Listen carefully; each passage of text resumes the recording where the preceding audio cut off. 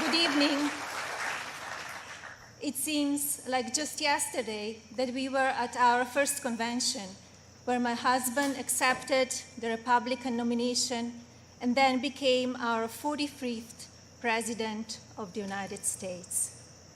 Yet the energy and enthusiasm for who should lead this nation, it is real today as it was 4 years ago.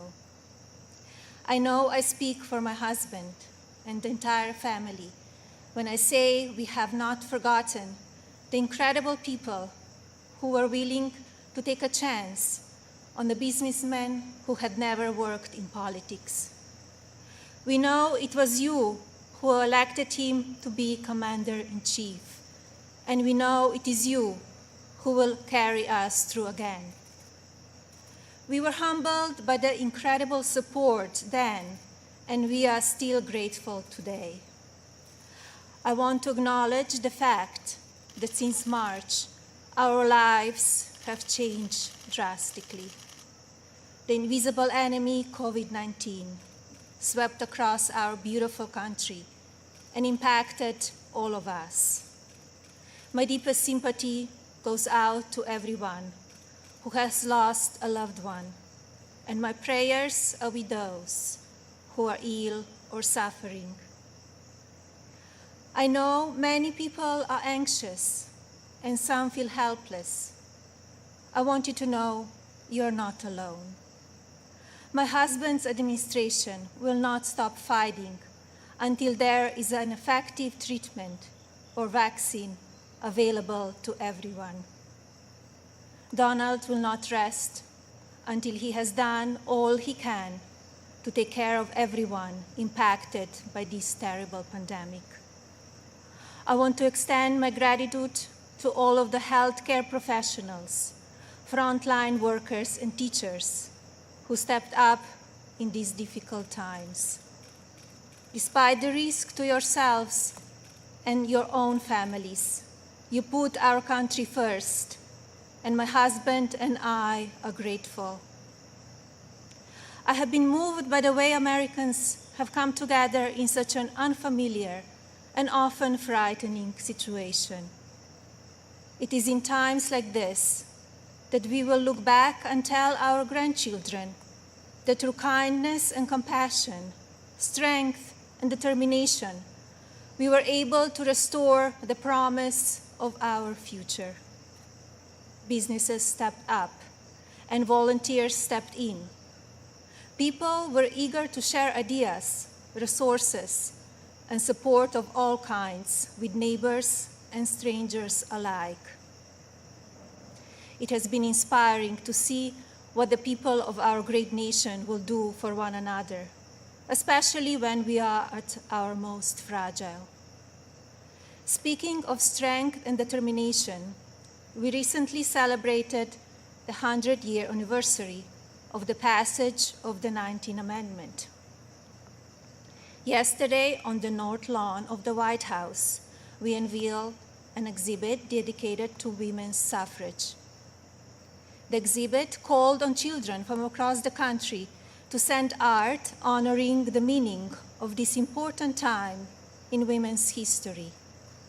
When I was judging the entries, I reflected on the impact of women's voices in our nation's story and how proud I will be to cast my vote again for Donald this November. We must make sure that women are heard and that the American dream continues to thrive. Growing up as a young child in Slovenia, which was under communist rule at the time, I always heard about an amazing place called America, a land that stood for freedom and opportunity. As I grew older, it became my goal to move to the United States and follow my dream of working in the fashion industry. My parents worked very hard to ensure our family could not only live and prosper in America, but also contribute to a nation that allows for people to arrive with a dream and make it reality. I want to take the moment to thank my mother and father for all they have done for our family. It is because of you that I'm standing here today.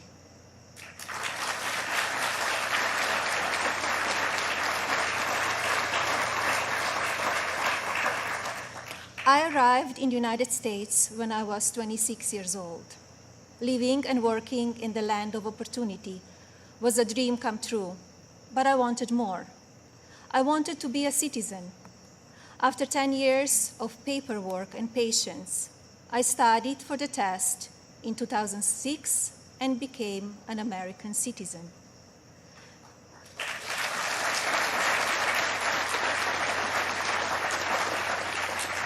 It is still one of the proudest moments in my life because with hard work and determination, I was able to achieve my own American dream. As an immigrant and a very independent woman, I understand what a privilege it is to live here and to enjoy the freedoms and opportunities that we have. As First Lady, I have been fortunate to see the American dream come true over and over again. I have met many inspiring women, children, parents, and families who have overcome life-changing issues that include addiction, homelessness, family members who are ill or have passed away, abuse of all kinds, and many other challenges that would make most people give up. The past 3.5 years have been unforgettable.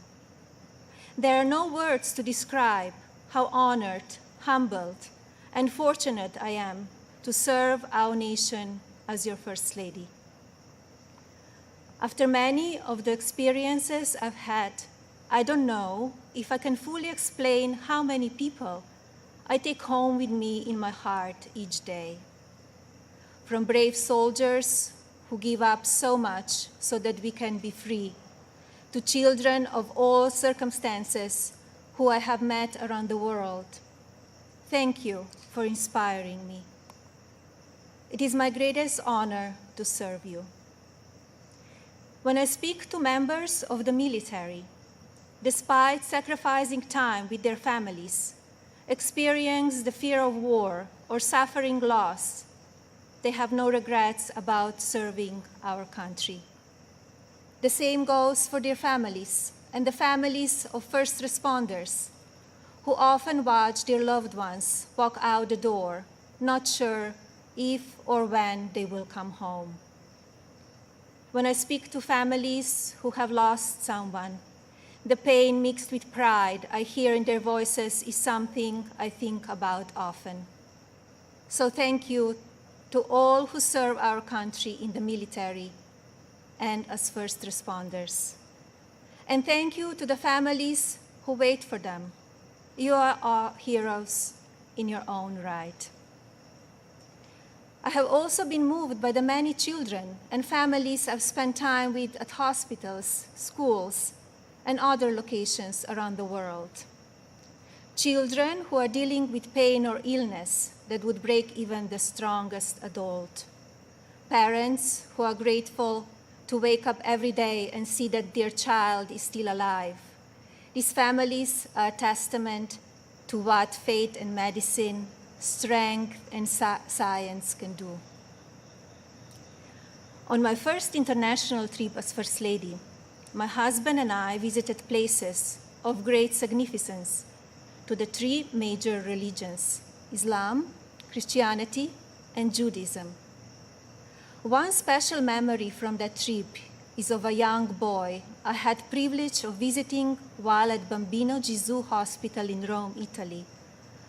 While there, I read the little boy a story and learned that he and his family had been waiting for a heart for a very long time, and he had a grim prognosis.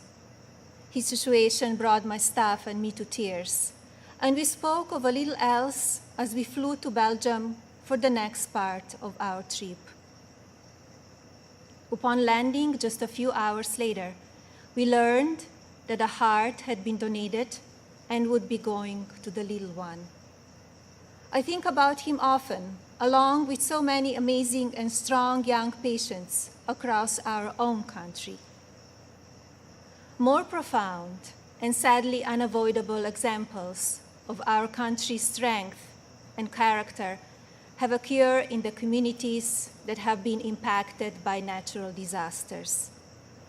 Hurricanes, tornadoes, and flooding may show the ugly side of Mother Nature, but in their aftermath, they can show us a beautiful side of humanity. My husband and I have visited many places that have been affected by natural disaster, and we are deeply moved by the strength of the people who have lost everything and the kindness of neighbors and communities. The common thread in all of these challenging situations is the unwavering resolve to help one another. I recognize the stories I just told about people who survive extraordinary circumstances. But Donald and I are also inspired by the millions of Americans who wake up each day with a simple yet courageous goal of providing for their families and keeping them safe. You are the backbone of this country. You are the people who continue to make the United States of America what it is, and who have the incredible responsibility of preparing our future generations to leave everything even better than they found it. Just as you are fighting for your families, my husband, our family, and the people in this administration are here fighting for you. No matter the amount of negative or false media headlines or attacks from the other side, Donald Trump has not and will not lose focus on you. He loves this country, and he knows how to get things done. As you have learned over the past 5 years, he is not a traditional politician.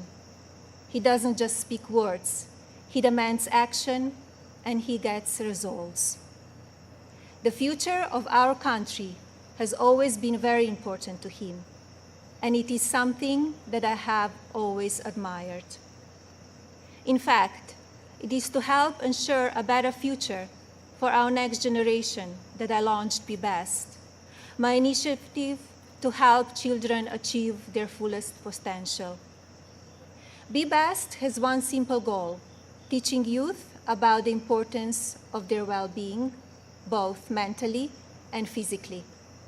This also includes understanding online safety and the dangers of opioid and drug abuse.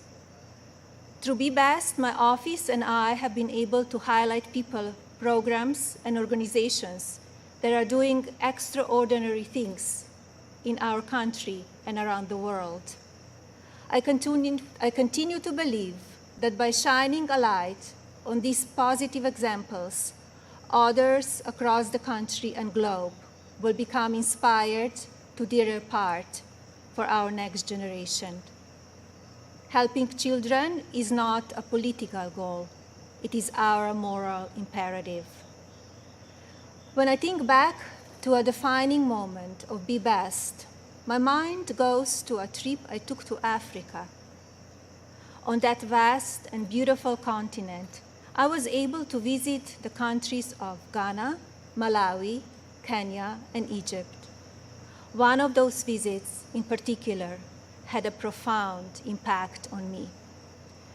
Ghana, on the coast of West Africa, was the first stop on my trip, and I experienced firsthand its warm people and their traditions. While there, I visited the Cape Coast Castle and learned more about the beginning of a cruel and often deadly journey in the era of the slave trade. I was horrified when I listened to the guide tell me so many inhumane stories, and I gained new perspectives. It is time in our history we must never forget, so that we can ensure that it never happens again. Like all of you, I have reflected on the racial unrest in our country. It is a harsh reality that we are not proud of parts of our history. I encourage people to focus on our future while still learning from our past. We must remember that today we are all one community comprised of many races, religions, and ethnicities. Our diverse and storied history is what makes our country strong, and yet we still have so much to learn from one another. With that in mind, I like to call on the citizens of this country to take a moment, pause, and look at things from all perspectives. I urge people to come together in a civil manner so we can work and live up to our standard American ideals. I also ask people to stop the violence and looting being done in the name of justice, and never make assumptions based on the color of a person's skin. Instead of tearing things down, let's reflect on our mistakes, be proud of our evolution, and look to our way forward. Every day, let us remember that we are one nation under God, and we need to cherish one another. My husband's administration has worked to try and effect change when it comes to issues around race and religion in this country.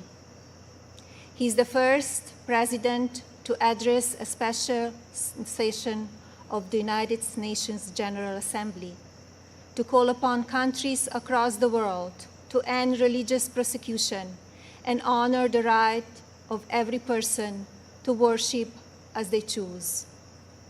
He has made substantial investments in our historically Black colleges and universities. This president also continues to fight for school choice, giving parents more options to help their children flourish. My husband knows how to make a real change. From the day that I met him, he has only wanted to make this country the best it can be. For many years, I watched him grow concerned and frustrated, and I'm so proud to see the many things he has done in such a short time. America is in his heart. So while at times we only see the worst of people and politics on the evening news, let's remember how we come together in the most difficult times. And while debate rages on about issues of race, let's focus on the strides we have made and work together for a better tomorrow for everyone. Our administration has also devoted historic resources and produced life-saving results by raising awareness around opioid addiction and drug abuse, especially for children. When so often the headlines are filled with gossip, I want to take this moment to encourage the media to focus even more on the nation's drug crisis. This disease is one that affects everybody. It pays no attention to race, age, or socioeconomic status. Addiction has touched every part of our society in some way. And now, more than ever, we have programs and medicine to combat it. We just need to talk about it openly. And you, the media, have the platforms to make that happen. To the media industry and as a country, I ask that we all commit to helping in our fights against drug addiction by talking about it even more. Especially as we battle the COVID pandemic, we need to remember that suicides are on the rise as people who are struggling with loneliness and addiction feel they have nowhere to turn. Parents, please talk to your children. Teachers and caregivers, pay attention to signs of addiction. Lawmakers, pass legislation that allows those who ask for help to do so safely and without fear, and to provide resources for organizations that help people impacted by addiction. When the stigma is removed, people will no longer be ashamed to ask for help, and lives will be saved. And if you are struggling with addiction, there is no shame in your illness. Please seek help. You are worth it. In my next 4 years as First Lady, I will continue to build upon the best and work with individual states to pass legislation to take care of our most vulnerable. I plan to continue the work I have started with children in foster care, as well as the minority communities and tribal nations. I want to ensure children are being protected and communities have the resources needed to combat drug addiction and child neglect or abuse. Like my husband and the administration, I will continue to encourage education that supports a child's individual needs. It is vital that children are given the building blocks to succeed. I also look forward to continue my work to restore the People's House, which is a lasting symbol of pride for our nation. I believe this iconic home needs to be cared for and preserved so it can be enjoyed by the people of this country and visitors from around the world for years to come. I'm passionate about this beautiful house, the grounds, and all they represent. And now I have a special message for the mothers of this country. This modern world is moving so fast, and our children face challenges that seem to change every few months. Just like me, I know many of you watch how mean and manipulative social media can be. And just like me, I'm sure many of you are looking for answers how to talk to your children about the downside of technology and their relationships with their peers. Like every parent in this country, I feel there are so many lessons to teach our son and responsibilities as his mother, but there are just not enough hours in the day to do it all. I remind myself that I'm more fortunate than most and still have days that I look for wisdom and strength to do the very best I can for him.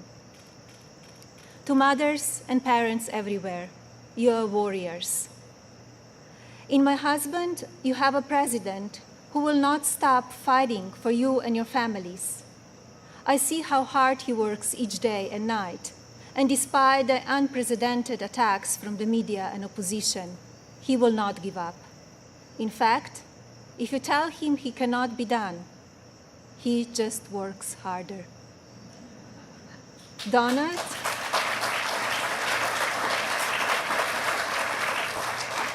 Donald is a husband who supports me in all that I do.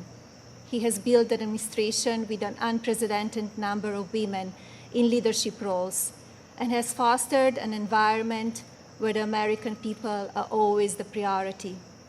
He welcomes different points of view and encourages thinking outside of the box. I know I speak for my husband and the family when I say we are so grateful that you have trusted him to be your president, and we will be honored to serve this incredible country for 4 more years.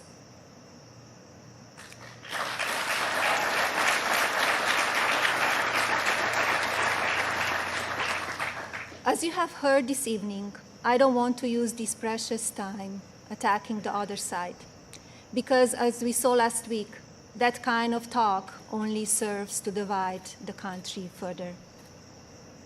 I'm here because we need my husband to be our president and commander-in-chief for 4 more years. He is what is best for our country.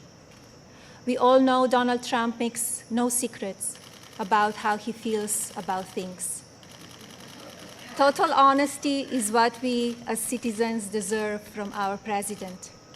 Whether you like it or not, you always know what he's thinking.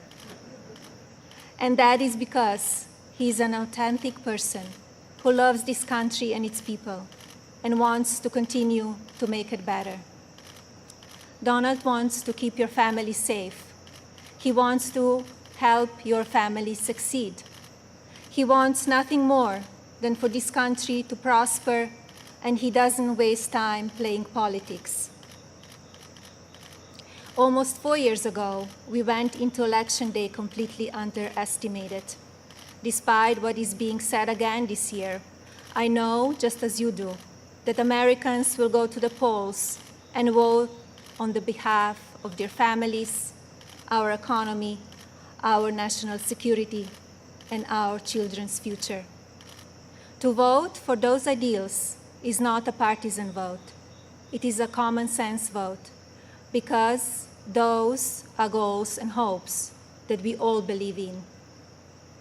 I believe that we need my husband's leadership now more than ever in order to bring us back once again to the greatest economy and the strongest country ever known.